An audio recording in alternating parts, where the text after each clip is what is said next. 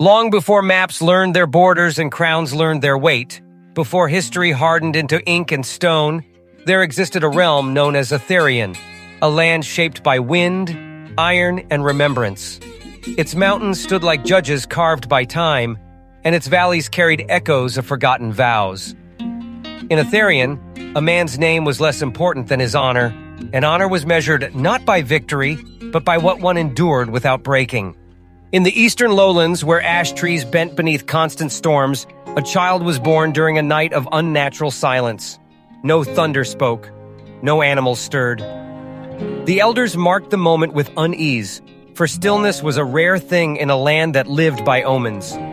The child was named Kael, a simple name, chosen to avoid attention, though fate rarely respected caution.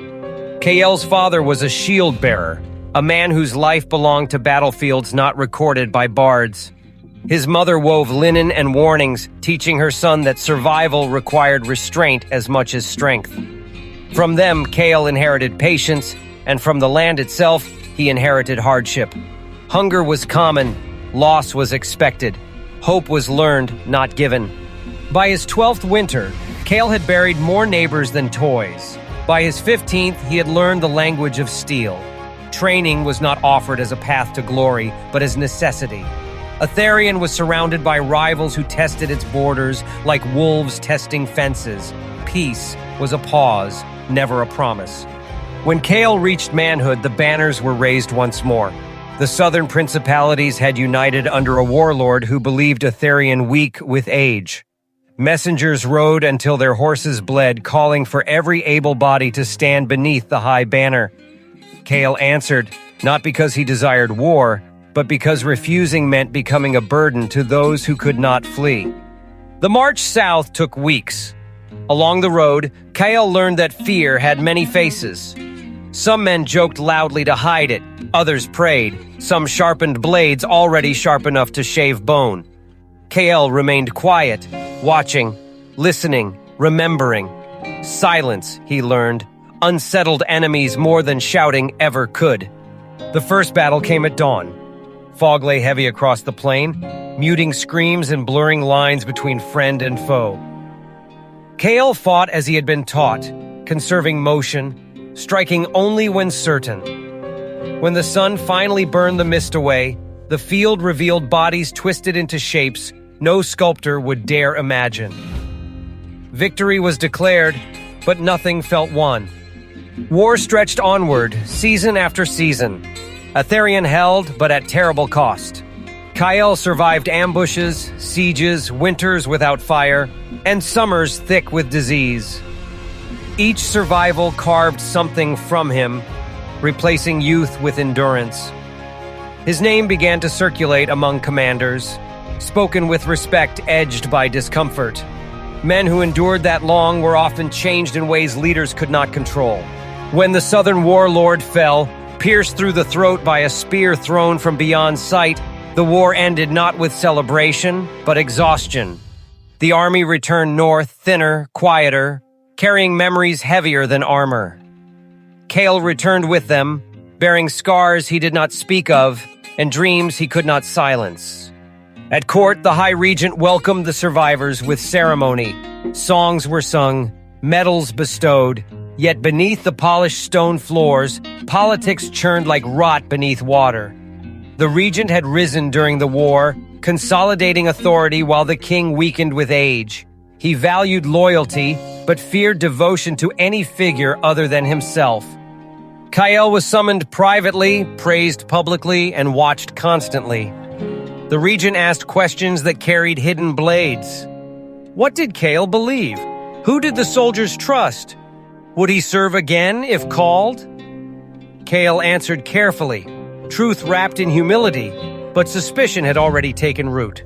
Weeks later, an accusation surfaced. Supplies missing, orders questioned, whispers of dissent among veterans. No proof bore Kael's name, yet implication lingered.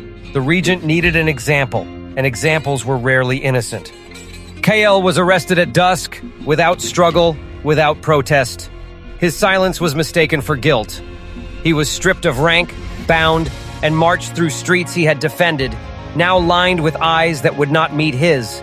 He was taken beyond the city walls to a fortress older than memory, known as the Depths of Varn. The depths were not designed for death, but erasure. Prisoners placed there were not executed, they were forgotten. Light did not reach its lowest cells.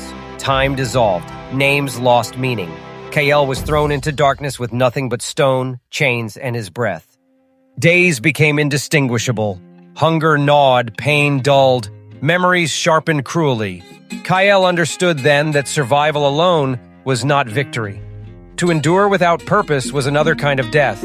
In that void, he made a choice. He would not rot into nothing. He would remember. He counted breaths, recalled faces, rebuilt battles in his mind. He spoke his own name aloud, not to assert innocence, but existence.